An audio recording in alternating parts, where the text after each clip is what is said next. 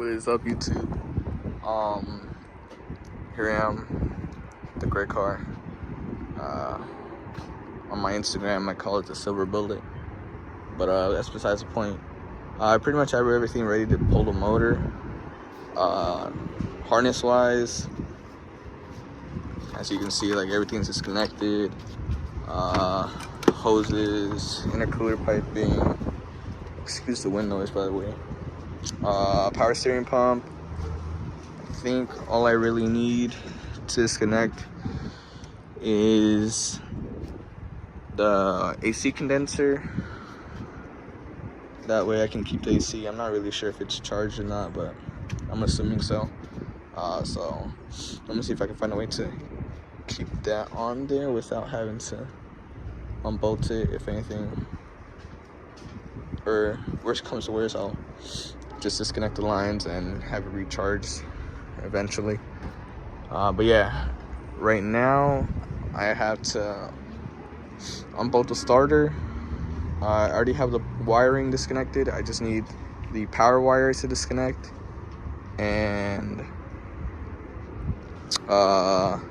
start removing all the bolts that connect the transmission to the engine, to the bell housing, or the bell housing to the engine. And then I have to disconnect the drive shaft, which you can barely see. As you can see right there, this transmission mount has to get unbolted. Then I just have one bolt left on the downpipe, which is gonna be kind of a pain to remove, so I'm gonna just unbolt it from here. These two bolts, or these two nuts, sorry. And then get the transmission out the way. And yeah, that should be all I need. But yeah, let me get started on this and get back to you guys when I'm done. Coming back, as you can see, I ended up going a different route. I ended up pulling the transmission along with the engine attached.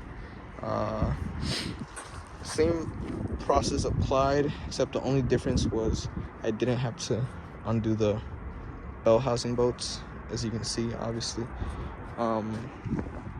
So yeah, disconnected the bolts from the drive shaft, the ground wire, these three plugs. There were the shifter cable, obviously, don't forget that. There was a ground here. No, sorry. Actually, I think there was a ground here for sure, and then a wire going to the alternator. Held on by this nut, ground wire held on by this little bolt, and I think there was one right here as well. Okay. Then, pretty sure that was pretty much everything. Oh, the transmission mount as well. Don't do what I did. I accidentally damaged these lines, the transmission lines, because I wasn't paying attention and I forgot to unbolt them. Okay, so they're held on by these brackets. This one is over here. They're held on by those little brackets. This one and this one to like this subframe part by this little bolt, and this one up here. As I was pulling it out, they ended up bending backwards because I forgot to loosen the bracket, loosen the brackets. So be mindful if you have a BK1 and end up disconnecting everything, like I did. Don't forget to unbolt those brackets from there, and you should be good. After that, let's see. I didn't end up taking the downpipe. Oh, I guess I did.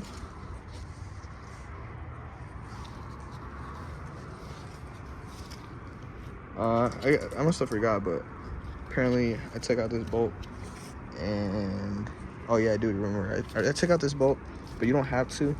I unbolted this entire thing. You don't have to. All you have to do is unbolt it from the exhaust, like I had mentioned the day before when I was working on it. I assumed that I would have to unbolt it from here, but I was wrong. You only have to unbolt it from the exhaust part, where the flex section is at. So these two nuts. If you end up going this route, unbolting it from up here, be mindful that there is a bracket holding the O2 housing to the transmission, to the engine, sorry. So just do what I did and unbolt it from down here. Other than that, I got the engine out and the transmission. Probably gonna end the video off here, and yeah, I'm gonna get this set down and start. Actually, you know what? I'm gonna set it down, and then once I get a engine stand, I'm gonna remove the transmission, see what's wrong with this engine, and wait for parts basically. But yeah, she's ready for the swap. I already have the other motor and the other transmission in the garage ready to install. So